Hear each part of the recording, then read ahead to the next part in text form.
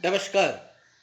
आज के व्यंग्य पाठ में मैं आप सबका हार्दिक स्वागत करता हूं। रचना का शीर्षक है शुभ कामना और मनोकामना। कामनाएं दो प्रकार की होती है, एक मनोकामना और दूसरी शुभ कामना। लोग अक्सर शुभ कामना को मनोकामना मानने की भूल करते रहे हैं। गरीबी हटाओ से अच्छे दिन तक यही होता आया है। इनमें अगर एक भी शुभ कामना के बजाय मनोकामना होती तो देश अब तक बदल चुका होता। मनोकामना एक वादा और शुभ कामना दिखावा होती है। मनोकामना छुपाई और शुभ कामना जी भर के दी जाती है। मनोकामना दिल से मेल खाती है और शुभ कामना कैलेंडर से। कैलेंडर के हर पन्ने पर 3-4 शुभकामना दिन तो होते ही है। इनमें लगातार इजाफा भी हो रहा है। वो दिन दूर नहीं जब हमें शकुन की जयंती और रावण के परलोकवास दिन की शुभकामना आएगी। पहले शुभकामना उचित मौके पर गिने चुने लोगों से दी जाती थी, पर आजकल शुभकामना कोरोना की वैक्सीन लगाने पर भी दी जाती है। ये भी ठीक है। समय के साथ बदलाव जरूर आता है जो हर शुभकामना को सही ठहराता है। समय के साथ साथ शुभकामना देने के तरीकों में भी बदलाव आया है। पहले निरक्षर आदमी अंगूठा दिखाता था और उसे अंगूठा छाप माना जाता था, पर आजकल उच्च शिक्षित लोग अंगूठा दिखाकर शुभकामना देते हैं।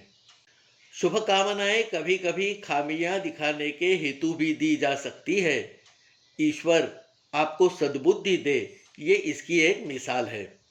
इसी तरह जब कोई निठल्ला नेता गुजर जाता है तब उसे स्वर्गवास के लिए शुभकामना दी जाती है, जबकि शुभकामना देने वाला ये बात भली भांति जानता है कि मरे नेता की करतूतों को देखकर उसे स्वर्ग में जगह मिलने की सिर्फ उम्मीद ही की जा सकती है।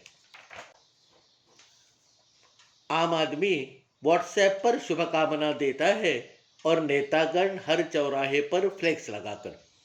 अति विशिष्ट नेता टीवी पर शुभकामना देते हैं जिन्हें लोग मन की बात मानकर अनदेखा करते हैं। लोगों द्वारा चुनी गई और संविधान द्वारा प्रस्थापित सरकारें सरकारी खर्चे पर अखबारों के जरिए शुभकामनाएं देती है। लोग अक्सर इस पर उंगली उठाते हैं, पर हर कोई वही काम करता है जो आसान होता है। ये तो अच्छी बात है। महाभारत काल में शुभकामना का चलन नहीं था, वरना युद्ध के मैदान में हतवीर्य अर्जुन को भगवत गीता सुनाने के बजाय देवकी नंदन कृष्ण अपने महल से ही शुभकामना भेज देते और संजय के घर जाकर महायुद्ध का सीधा प्रसारण देखने बैठ जाते। पुराण काल में ऋषि मुनि गुफा में बैठ के आशीर्वाद देते थे, जिससे लोगों की मनोकामनाएं पूरी होती थी। अब नेताओं ने गुफाओं पर कब्जा कर लिया है, जो आशीर्वाद के बजाय शुभकामना से काम चला रहे हैं और अपने ही मन की बात को फैला रहे हैं। आज तक देश में जितने भी महापुरुष हुए वो कभी किसी के शुभकामना के मोहताज नहीं थे। वो तो अपनी मनोकामना के बल पर ऊंचाई तक पहुंचे थे।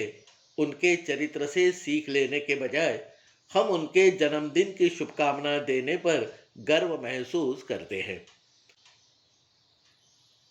आम आदमी ना मनोकामना पाल रहा है, ना शुभकामना दे रहा है।